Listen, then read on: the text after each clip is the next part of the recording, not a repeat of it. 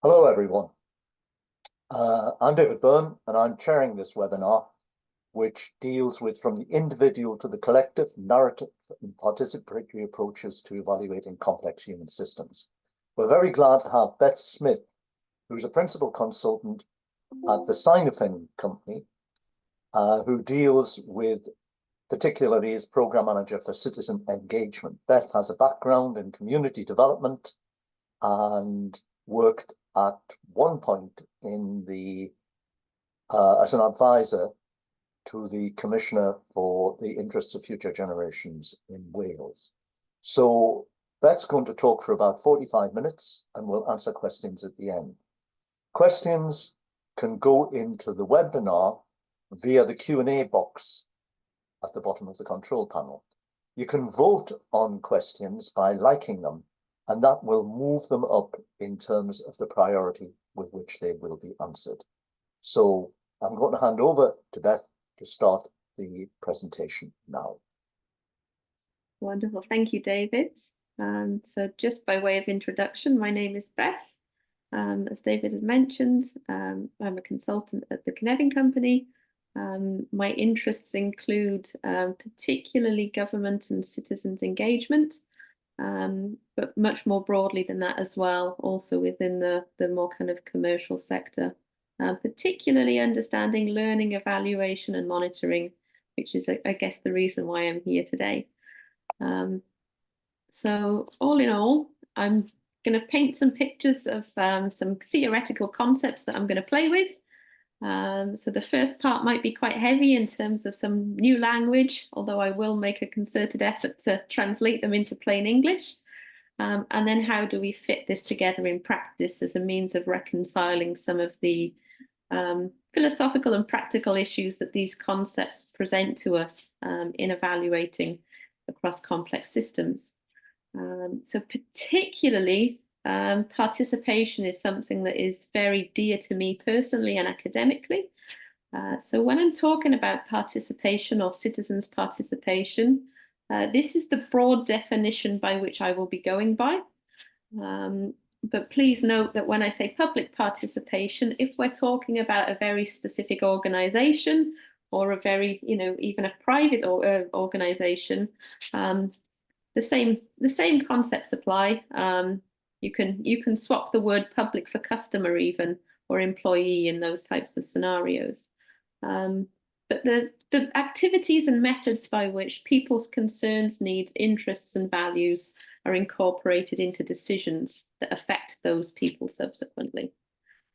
So really thinking about, how do we close a loop in terms of evaluating a system, but also developing and designing systems. So the methodological theory that we follow is very much aligned with developmental evaluation, that we don't think that, an evaluation is something that you do at the end, it's a retrospective, very much about informing the process as we go along and feeding forwards into a program of work as well. So in saying that, complex adaptive systems. I'm talking about complex adaptive systems, but very much in the concept or the sphere of human systems, in recognition that human systems have some very unique attributes that, computational complexity, for example, doesn't quite grapple with the same way. So in recognition that a complex system is never the sum of its parts, it's very much the product of the interactions and the relations between those parts. As a result, you tend to get emergent properties.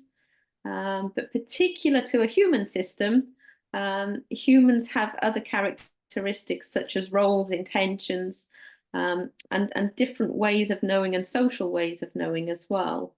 So that requires a very different way of understanding and measuring those types of systems. Because we have variables that might not necessarily be visible or fully able to be modeled in a computational system. We have culture, we have personal beliefs. I can wake up one day feeling one way and the next day feeling totally different or having changed my mind. So there's three broad principles in terms of how do we understand evaluate and work with human complex systems. A recognition that measuring and monitoring the system objectively in terms of what the system contains is going to give you a very perverse view of the system. Measuring what a system contains does not give you enough information to understand how it is to be subjectively part of that system and what any of its kind of underlying beliefs or emergent properties might be. So narrative here becomes a very important tool in understanding how people within a system are making sense of that system.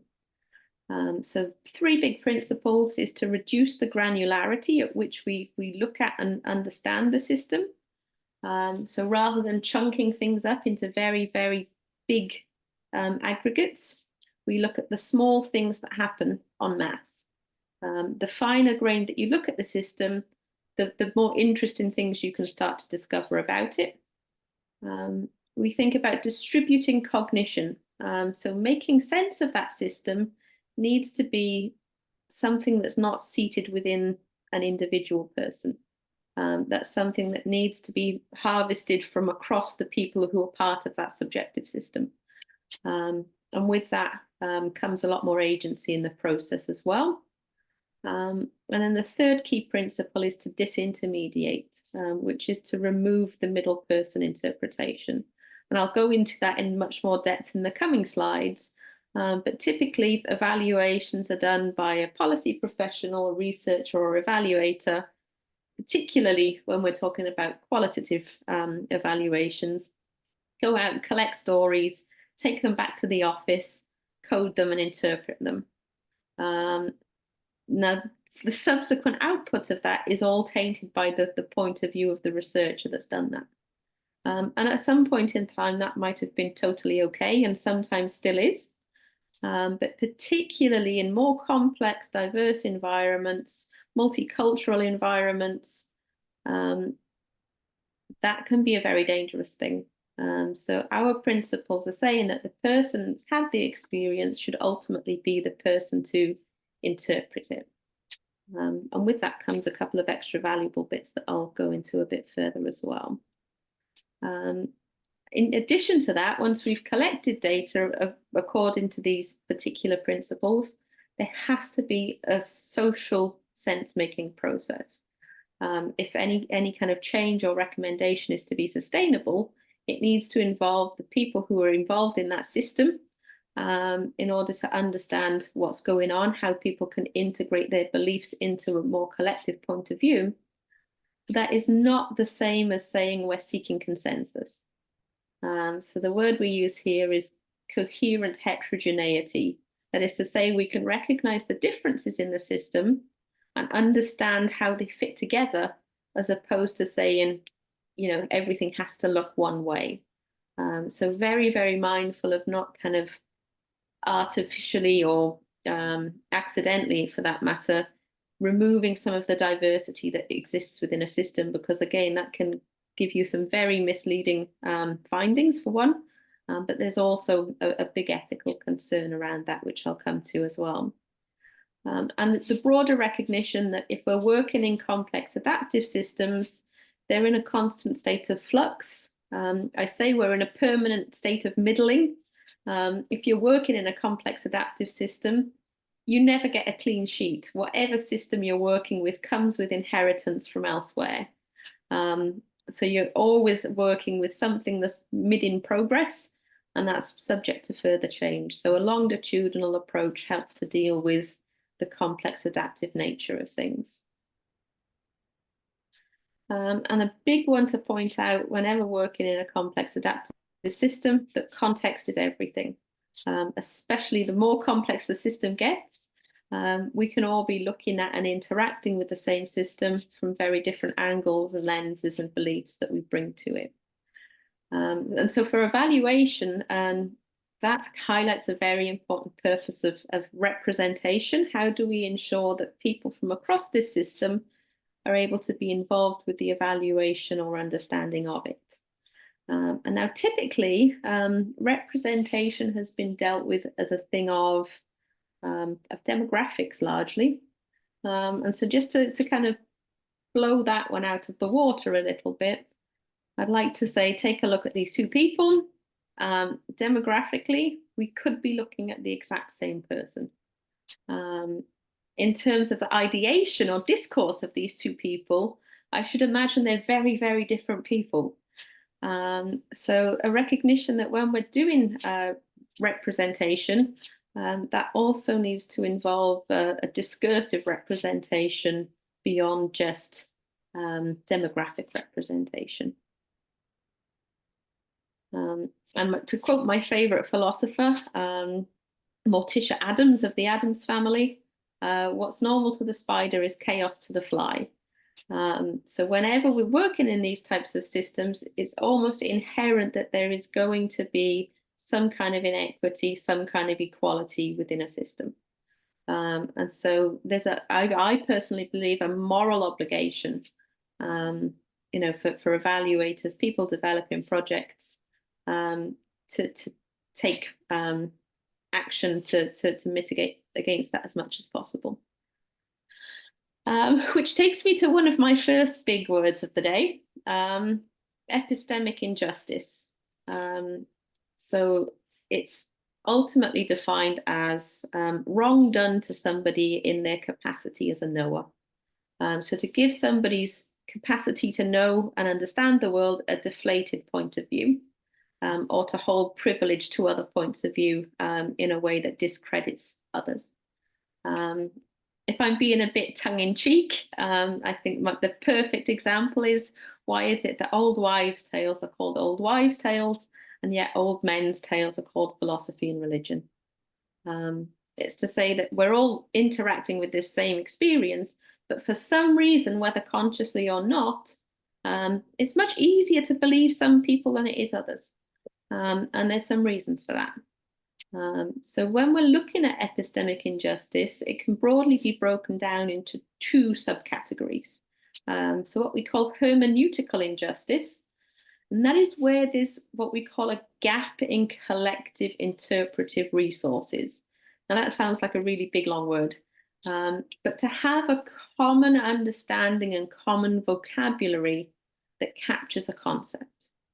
And if you have that, it's very, very easy to express your point of view and to have it understood by somebody else who also shares that same vocabulary and common point of view. Whereas if somebody doesn't have a very neat and tidy way of conveying a message or a point of view, because they've either not had the chance to make sense of it, or the words don't exactly exist right now, that can make things much, much harder for those people to be understood and those pieces of knowledge to be integrated into any kind of findings or evaluation. So the example that I always use here is the concept of sexual harassment. Now, we all know what sexual harassment is very quickly. Now I've said it. That as a word or as a concept did not exist until 1964, I believe. Prior to which, anybody who was subject to what we now call sexual harassment may have had a very difficult time in conveying what had happened to them, because it's not on the receiving end of a person doesn't have it somewhere in their mind, in their mental map, in order to be able to receive that really efficiently. And so particularly looking at more modern issues of cultural integration, for example, indigenous knowledges, people moving in from other places, and immigration, that we don't necessarily all have the same collective interpretive resources as what we might have had in a much more homogenous society. So that ultimately it makes things a bit more difficult for some people to convey things and be believed or understood than it does for others. The second part of this is what we call testimonial injustice, and that is where we, based upon some characteristic, we believe some people are less credible in what they say. That might be on the basis of opinion, it might be on the basis of role, occupation, part you play within a system. And to highlight there, this is unjustly. So this is often based upon pre-existing stereotypes or inherited beliefs. So in doing that and evaluating a system, we need to have these things in the back of our mind. Otherwise, we default to whatever is the easiest, lowest energy gradient thing to believe and understand. So that takes a real conscious effort from people involved in any effort. As I've said it once, but anything in a complex system, whatever has the lowest energy gradient will be the default position that the system will take. And if we've already got a pre-existing default position, it can be very difficult to shift from that. So really allowing the space and allowing to emerge possibly some of the newer, less familiar aspects of the system as well. So in doing, as I say, I'm talking relatively to public policy evaluation or often third sector evaluation, but this applies more generally. So who is the public anyway? And so in a modern society, to say that we have one public, I think is a fallacy. So a wonderful epistemic injustice scholar, Medina, describes society as something that's polyphonic. It's a bit like an orchestra that we're kind of all playing at the same time, but people are sitting in different sections of it and playing at different tempos at different times, and sometimes according to very different melodies. So there's a great danger in doing particularly large-scale public evaluations that we artificially squish that all into one homogeneous thing, at the danger of potentially overseeing some of the more nuanced or bits that aren't fully overlapping for some people. And that is especially most detrimental to the people whose experiences or way of conveying what's happening in the system are most vulnerable or at the earliest phase of their understanding. So what we call fragmentary and inarticulate. So the things that people might be feeling or experiencing that they've yet to really find the words to express. And so as a general idea, I'd like to kind of flip the narrative on hard to reach people and how institutions engage with beneficiaries and the public. And that is to say, there's no such thing as hard to reach groups. There's only people whom institutions find it difficult to listen to. So really thinking about how institutions actually listen to and engage with these kinds of less familiar beliefs, ideas, and people. So in terms of our work that we do at the Cynefin Centre, how on earth, based upon all of these issues that I've painted, how do we work to try and reconcile this? So fundamentally, in a human system that is highly complex, measuring it using numbers alone is never going to give you a very reliable or accurate point of view. And it's always going to be subject to interpretation. So narrative becomes a really important piece here in terms of how do we weave all of these different bits together, and how are people relating to each other within that system. So the numbers are really, really important. We're not saying they're not important. We need them. They allow us to make scale judgments, to measure things, to understand the speed and pace of change, for example. But narratives are very persuasive and give us the more moral understanding of what might be going on in a system as well. And I think there's something that we really, especially this day and age, in the age of AI and big data, maintaining a sense of humanity within any kind of judgment or evaluation that might be being made as well. So with that in mind, we've established that people's lives do not neatly fit into an Excel spreadsheet. And there's a big issue then around interpretation of data and the credibility of people as creators of knowledge. So what we're saying, if we're going to be using narratives and stories, then it should be the person who shared that story who's ultimately the person that self-analyzes or self-reflects upon it. And in doing that, they create quantitative data. which means that then we're dealing with both of these sides of the mixed methods data spectrum. But we should also avoid drowning out any weak signals or people whose points of view don't fit in with the broader norm. And so how do we make sure that there is a space for these people to express what they're trying to express? And so using broad open text questions at the start of any engagement, before we've even primed people or made any mention of the more quantitative or metric implications of a project, the first thing should always be to say to the respondents, well, actually, you're the person that's subject of this system.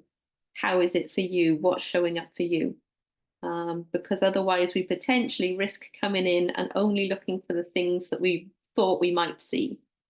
So recognizing that people out there are going to have very different ways of seeing or experiencing things than us as an evaluator, for example. And to move away from, the privileging of expert in trained patterns of thinking all the time. There's a place for expert in trained patterns of thinking, absolutely. But being open to things that actually might potentially contradict or offer alternatives. I think having space to be aware of these things give us opportunity to develop and also highlight areas of concern that might need to be taken into account. So at this point, I'm actually going to share an example of a SenseMaker, which is actually how we in practice do this. The example that I am going to share is, that was not helpful.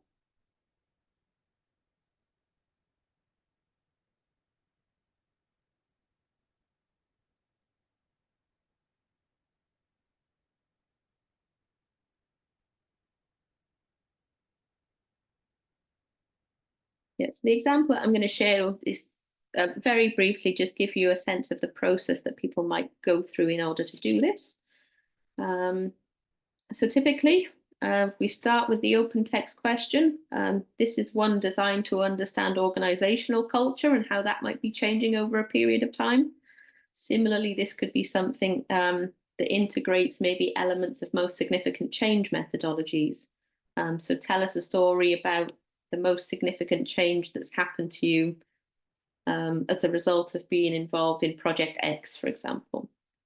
So the individual shares their story. This might be, as I'm showing you here, as a self-responding survey, or this might be done through interview. We typically ask people then to give their story a title, or in this case, a metaphor. Metaphor, if you've not already noticed, I'm using it quite a lot. It's really helpful for understanding the dynamic and intangible qualities of a system.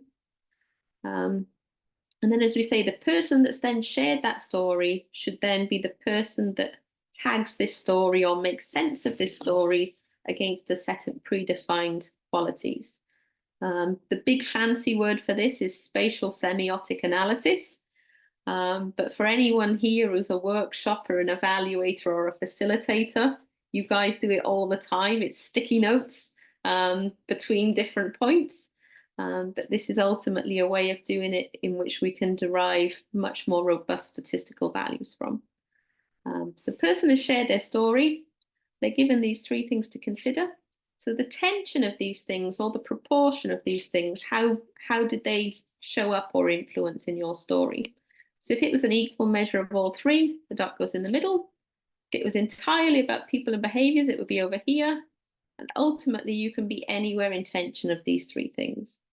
And typically, these are designed using either grounded theory and community engagement, pre-existing KPIs and strategy, and literature. So it's to understand, so we're seeing these things as potential modulators of the system, and we want to understand the strength or relative strength of these different modulators. So typically a project might have maybe 3 of these triangle type questions. This is a really helpful one here. I use this one a lot for impact. So where was impact felt? Was it environmental, environmental, social, or financial, for example, and I'll show you an example of that in a moment. Then we use some scales, so not your typical Likert scale that's good at one end and bad at the other. Instead, we take a concept and we stretch it out to excess, a bit like Goldilocks and the Three Bears, for anybody familiar with that story. We take an idea and take it too far to understand how a person experiences their story on the tension of those two things. And then this is a really fun way of doing it as well, which really kind of fits in with a more kind of constellations or systems approach. This image can be any image in the world. Personally, I use this one a lot. So how do you see yourself on this journey? How do you see your team? How do you see other people? So recognizing that when we're looking at complex systems, we're never just looking at the objects of it or the individual people and things, but we also need to understand the relationships and perceptions that exist between them. So this gives us a really fun way of mapping and doing that. So bear with me because I think my Google has signed me out. I will get my slides back up in just one moment.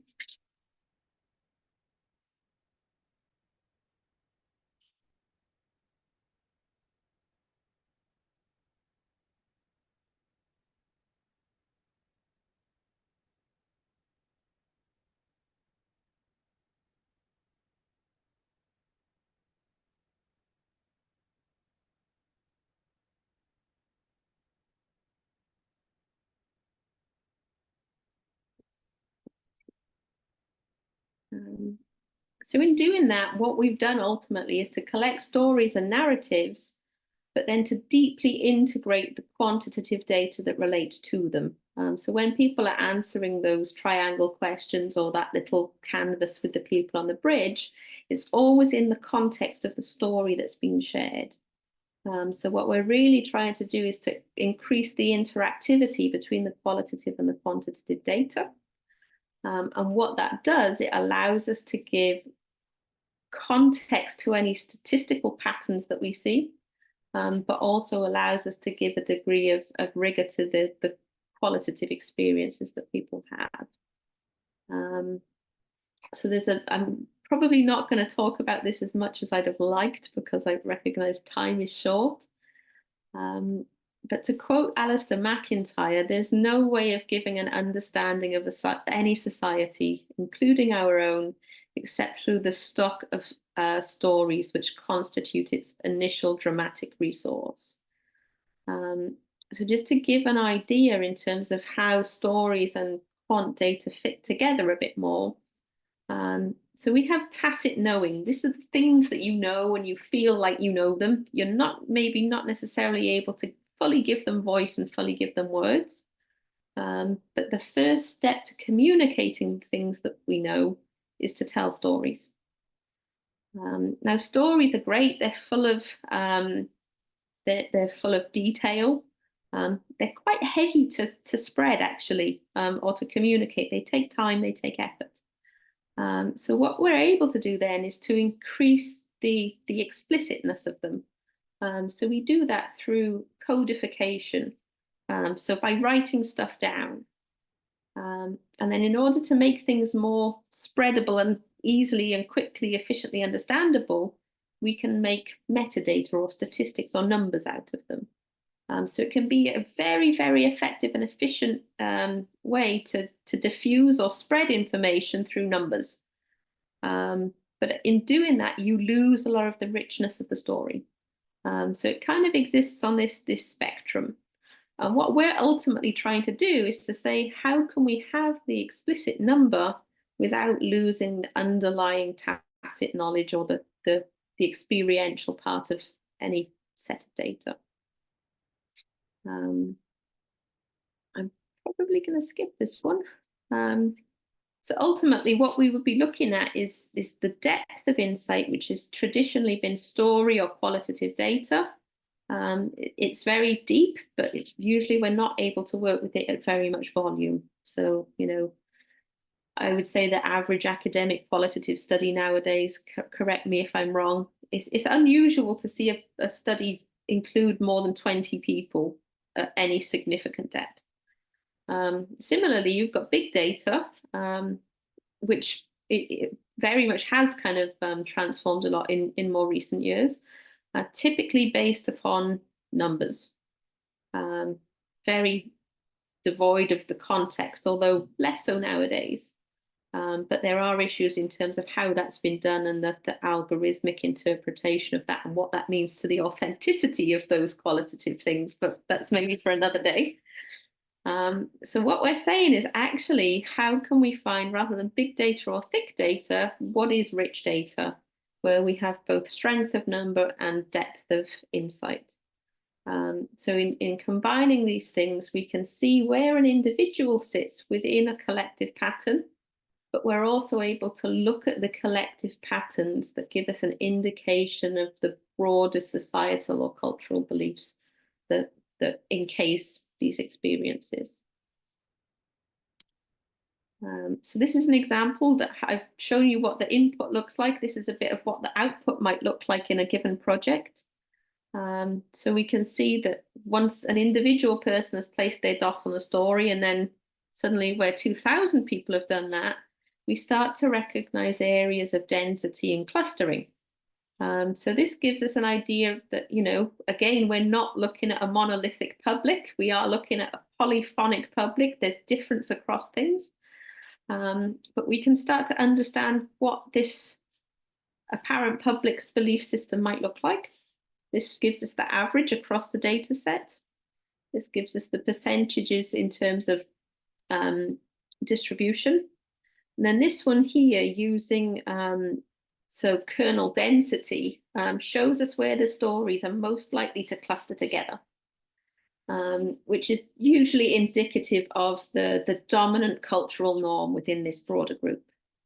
So we can start to see, you know, so when we're talking about epistemic injustice, people who are probably within this red region here, their point of view is going to be very easy to understand and communicate, because that's the common dominant cultural norm.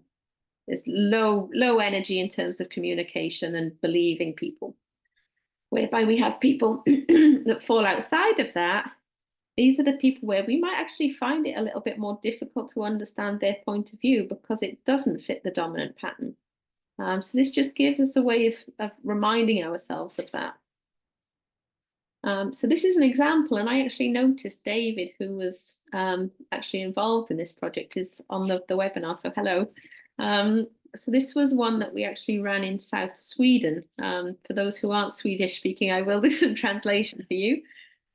So people were asked to share a story about the biggest challenge that they saw facing the future of the city, and to share a recent story or experience about something that shaped your beliefs on this recently. So people have shared these stories and they're then asked to tag this story on this particular triangle. So the impact of this story will be felt on people and society, the economy, or the environment. So we're kind of using this as a collective compass of where are people's challenges and concerns of the future, where are they at? And we can see across this is, I think, 1,600 data points. We can see that 46% of people are in the real extreme towards people and society. So as a general kind of temperature gauge on, you know, what are the challenges facing this city, we can see that that is the predominant concern. And our typical research might, you know, we love using normal distributions and clearing out data that doesn't fit the mold. So we might choose to focus all on that 46%. But what we're saying is that actually we want visibility of the outliers. So we've got two people here across 1,600 people that have very, very different, diametrically opposed priority compared to everybody else. So what is it that these two people are talking about? Most likely to be, you know, significant threats that are not on the public radar, or significant opportunities when we start to look at these outsider beliefs. So how can we look at this without drowning out the weak signals? And so in saying that each of these dots is a story, I've just pulled up a couple here that represent this is the statistical pattern. This is the context in which this statistical pattern arises. So here is what it looks like on the ground when we're talking about people's concerns. And that is to say then, I've mentioned that we're talking about a polyphonic society. There's subcultures that sit within this. So what if we were actually able to see the intangible cultural patterns by splitting the data and saying, here I've got the example where we've asked the same set of questions to operational staff and managers.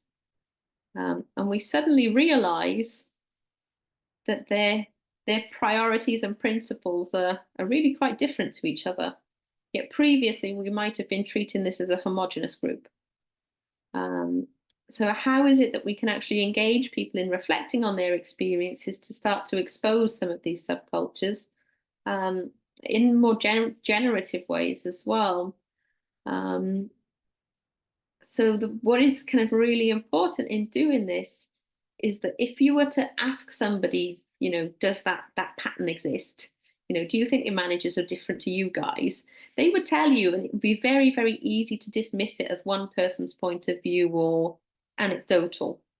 But, across, vast amounts of data, we could start to see systematic biases or skews within the data as well. So the other key point that I've mentioned was the issue around longitudinal approaches.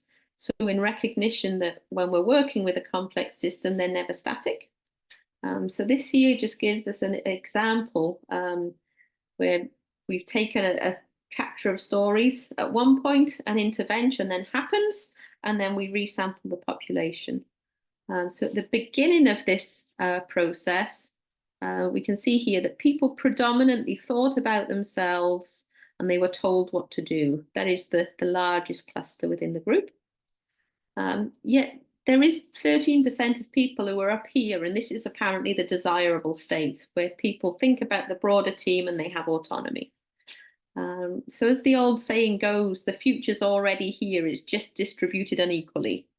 So how can we use our understanding of pre-existing experiences to scaffold or enable more favorable or preferable behavior in this particular example?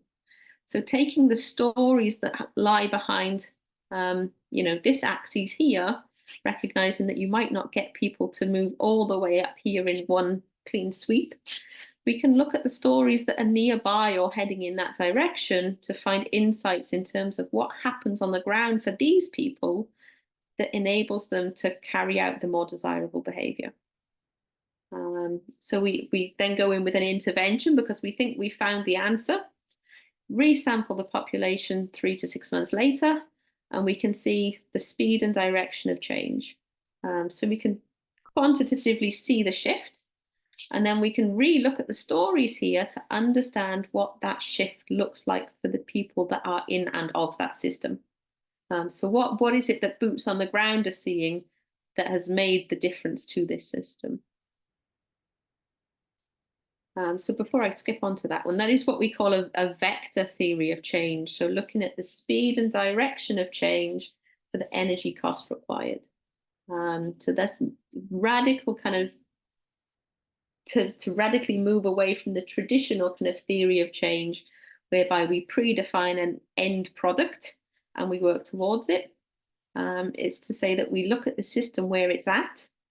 What can we amplify in terms of desirable behaviors? What can we dampen in terms of the things that we would want less of? And I would add that very much needs to be a community or a collective decision. That is not something that needs to be privileged to the very few.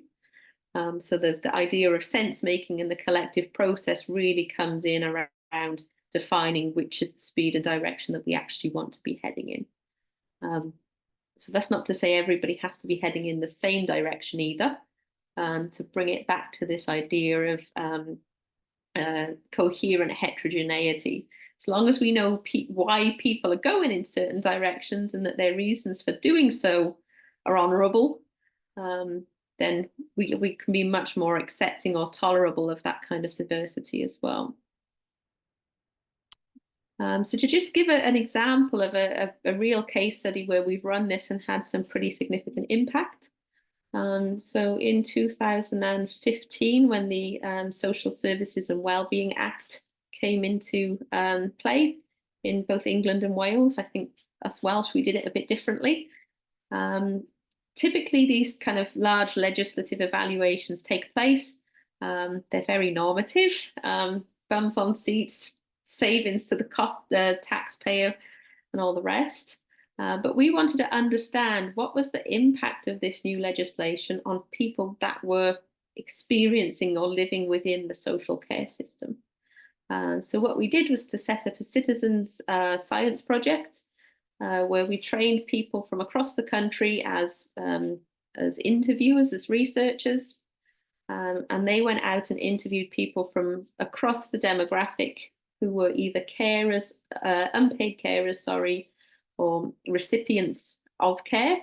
So we wanted to know at the coalface, what was this legislation doing to change people's lives and how was that showing up? So we collected hundreds and hundreds of stories across the first batch.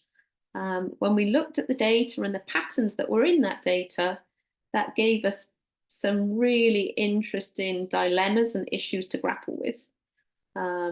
In the process of keeping this a bottom-up and participatory process, we ran a citizens jury in order to then reconcile, deliberate, and deal with those key concerns. So the idea being that we did the mass story collection from across the country. Those people that shared the stories self-analysed their own stories. So we're working with mass qual data that's been quantified at source. From that, we've identified some key patterns, tensions, and dilemmas. We worked with 12 people then who were, in this case, demographically representative. So 12 people, good and true, as the criminal jury system would work. And throughout the process, as we were talking to people, we had various people volunteer to be expert witnesses because they were willing to share their testimony of their story that they'd shared in SenseMaker. We had people represented from within the policy and lawmaking part in relation to the Act, people who were directors and deliverers of social care within the third sector and public sector. All of this being shaped by the initial SenseMaker inquiry in terms of what were the topics up for deliberation. So over 4 days, the citizens jury ran. And at the end of that, we came up in the first year with 16 recommendations to government, 15 of which were fully accepted, one of which was partially accepted. So they were ratified by the minister and were then kind of enacted and publicly responded to. I believe, and I don't want to overstep on this, this is quite possibly one of the first occasions that the National Office of Statistics actually worked with qualitative data. And in terms of the impact of the findings and that we were able to have, it was completely irrefutable. When you've got the massive stories, you can see the underlying patterns, and you've got the rigor of a citizens jury process, that quite frankly, the evaluation and the subsequent recommendations that were made were completely irrefutable. So that was kind of really, really, for me, it was a real career highlight. But actually, you know, in terms of having a process from start to finish that has been built from a bottom-up but really rigorous approach. So I'm spotting the time. So I'm just going to bring it back to my starting point and say that when we're working, or when you're working in a complex system, reduce the granularity and talk about the small stuff. Complex systems change by decomposition and recombination, not by scaling. And so when you chunk stuff up too big, it becomes very difficult to change a system. Whereas if you look at the smaller stuff, it becomes much more possible to actually create change. Distributing cognition. So it involves the people that are in and of the system in making sense of their own system. It gives you much more valid data. but it also makes any subsequent recommendations or changes much more sustainable because people actually have skin in the game. And remember disintermediation, that if you're going to do interpretation of data, to be very, very aware of the issue of epistemic injustice and bias, and do what you can to do what I think is the morally and ethically right thing to do, and to involve a social process around whatever it is you're doing. And ultimately, seeking coherent heterogeneity, so understandable and recognized difference, and knowing why that distant difference occurs, as opposed to seeking consensus and kind of alignment at the cost of individuality. So thank you, and I'm open to questions. I don't know if David, you've had a chance to pick some already. Yes, thanks. That was very, very clear. I like the use of Alistair MacIntyre. Of course, he used the Norse sagas as the establishment of the background of a historical record, which I think is really an interesting way to go. I think your last remarks led very well into the first question, by number of votes. How does the concept of epistemic injustice relate with the concept of bias? So bias, they're very inextricably kind of related. That we inherit a lot of these biases, both individually and culturally. So that the biases can almost be scaffolded in the society to which we're born in.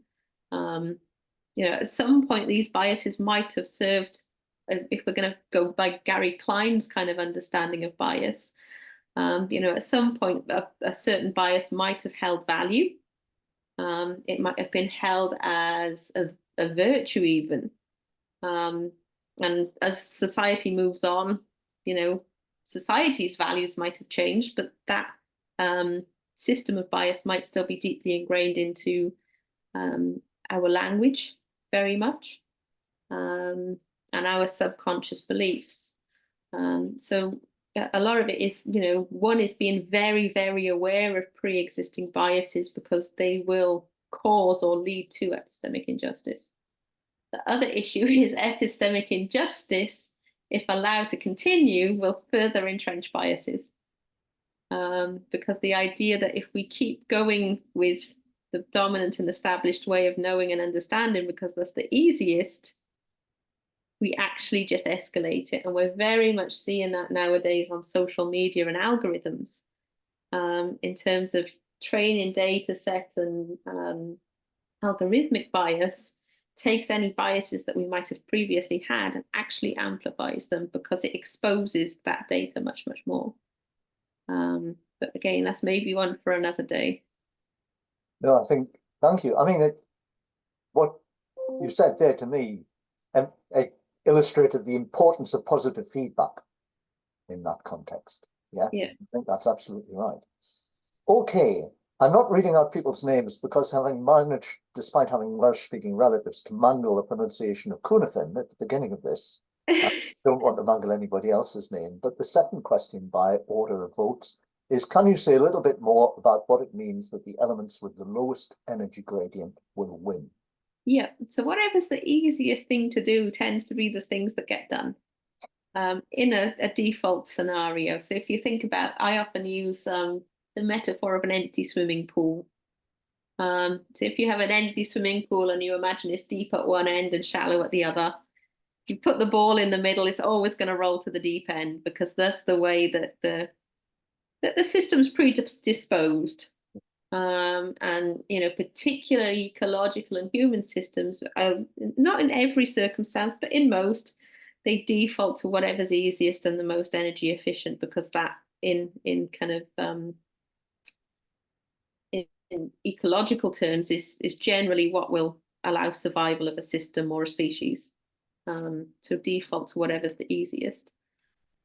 So what we're trying to do when we start looking at this idea of the mapping of stories and patterns is how do we reduce the energy gradient for the more desirable behaviors and make it harder to do the things that are less desirable, for example. So how do you potentially try to build a degree of virtue into a system? And again, the same goes with knowledge transfer. The things that are most easily understood are the things that are most easily spread or communicated. Yeah, thanks. I think that's. And can I say that's why we all, default to Twitter. It's really easy to come up with your grand position on the state of world affairs and politics. It's very easy when you're given 144 characters. But go and read a rigorous academic journal. It's actually just much easier to listen to Twitter, because the abstraction of that data is codified, is short, and is energy efficient to be conveyed. Yeah, it reminds me of how valuable I found having done A-level physics nearly 60 years ago and trying to understand complex systems. But I think right. The third question in terms of votes is asking for you to tell us more about how to develop a discursive representation. Yeah, so one of the ways in which we've done that is to actually use the SenseMaker data. So where we see the clusters of people. So we see certain patterns of clustering. So we might have a group of people over here versus a group of people over there. So they're seeing the same system, maybe through very different lenses.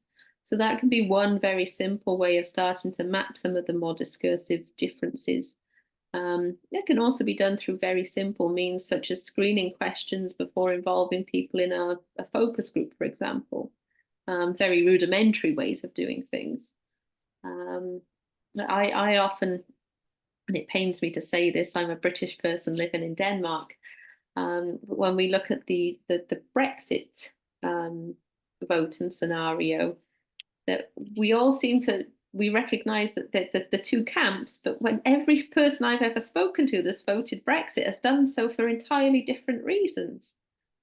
And yet we've managed to lump people together based upon demographic, and actually the underlying logic for why these things have happened has never really been understood, or I don't think it is consistent or coherent either. So understanding the reasons behind why people take a certain point of view, I think is really important, not just saying that you take the point of view or not. I think that the skill of the ethnographer is extraordinarily important in this context. And I think in a way it relates to the next question, which it somehow didn't sort this to the top despite getting the most votes. But it's an observation. Somebody says, I agree on the need to have the community interpret its own stories, but by creating the triangles for self-interpretation, aren't you just giving them the codes you as the researcher would use to do middleman interpretation? No, because typically I would advise that the triangles themselves are built and validated by representatives of all the community in which the project itself will be working with. I don't think it is 100% perfect solution. That it does ultimately, to an extent, scaffold where the conversation goes. But we're all held to account by someone somewhere ultimately. So we have to be marking against something. But the idea of always having the qualitative story up front and first is a means to try and mitigate that, in that we want to talk about the story before we even consider the concepts that we might be required to kind of map and understand against. So by no means is it the ultimate perfect solution, but I would argue it's a damn sight better than going out there with a predefined, very fixed questionnaire, for example, that doesn't give people the freedom to talk about the issues and concerns that they need to talk about uninhibited. The next question, which has got quite a lot of reports as well, which reminds me very much actually of an issue which is a statistician, which is very much the big surveys now have a very low achieved sample quite often, right? For what's often said to be the same reason. The question's formatted as, how much have you studied people who drop out of the SenseMaker format because it's too linguistic for them? So Go through the process. personally, I haven't really gone heavily into that. A lot of my personal experiences of using it has been done through citizen journalism or citizen science. So it hasn't necessarily been done as a, a self-responded survey. We very much try to keep it as conversational as possible. And in a lot of the projects that I have done, particularly looked at transgenerational research. So my very first SenseMaker project was actually around elderly people, loneliness and isolation, which as a problem set to be looking at, most of these people also didn't use computers. So what we were doing there was to work with young people who would then go out and interview the older people that we were actually looking to reach. And for me, that is where the real beauty of this stuff happens, that it becomes almost a micro intervention as much as it is an evaluation, in that it enables important conversations to happen in place, in community. And to me, that is, just as important as collecting the data. It has an inherent community building property to it. So really trying to keep it as conversational as possible. But also we use a lot of images. So I showed you the little guys on the bridge. We can do all kinds of other things whereby the sliding scales or even the triangles don't have language on them. They have symbols or pictures. And we use images as a prompt to say, pick an image that you feel best represents what it's like to work in your organization, for example, and then tell us a story around why you chose that image. So really actually trying to gamify the process as well. So as to try and remove some of the linguistic things, because as I've mentioned, language comes with some inherited problems in it. Yeah. I think we're probably running out of time for all the questions, but I think it would be useful for participants to look down them, because I think there is a lot of interesting issues in relation to the methods and approach. Almost all supportive of it in various ways, but I think it's useful to think about how people respond to the overall thing. But with only a couple of minutes left, I don't think we've got time. Maybe for one very quick question. To ask, what's the process to create and select relevant dimensions of the triangle, because the fact that they must all be positive or negative? So they should be things that have all neutrally, so as you say, all as equally as positive, negative, or neutral as each other. Things that are possibly seen to have a degree of tension existing between them. So this is usually problem number one when somebody designs one, having never done it before. They'll pick multiple choice questions. So there has to be a possibility that you can actually embody or experience all three of these things mutually. So it's not yes, no, didn't know. So they can't be categorical, mutually exclusive.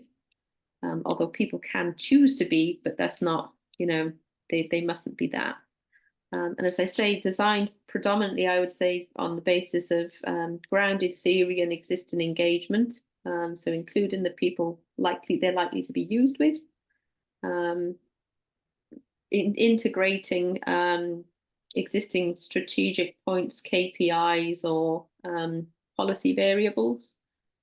And then working with literature, particularly if you want to test hypotheses of existing literature in terms of how does that stack up against lived experience and public opinion.